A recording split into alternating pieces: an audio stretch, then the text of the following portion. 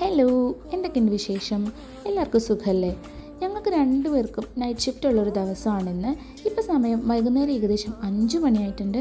ശ്രീഹരി എണീറ്റ് താഴത്തേക്ക് പോയിട്ടുണ്ടായിരുന്നു. ഞാൻ പിന്നെ എണീറ്റ് പയ്യെ ബെഡ്ഷീറ്റൊക്കെ ഒന്ന് സെറ്റ് ചെയ്ത് വിൻഡോയൊക്കെ തുറന്ന് കുറച്ച് നേരം ഇവിടെ സ്പെൻഡ് ചെയ്തിട്ട് പോകാമെന്ന് വിചാരിച്ചു. 12 മണിക്കൂർ നീണ്ടു നിൽക്കുന്ന ഷിഫ്റ്റ് ആയതുകൊണ്ട് തന്നെ ഞങ്ങൾ രാവിലെ നന്നായി കിടന്നുറങ്ങും. അതിന് മുമ്പായിട്ട് ഫുഡെല്ലാം പ്രിപ്പയർ ചെയ്ത് വെക്കുകയും ചെയ്യും. ഇനിയിപ്പോൾ താഴെ ചെന്നിട്ട് കുറച്ച് പരിപാടിയുണ്ട്.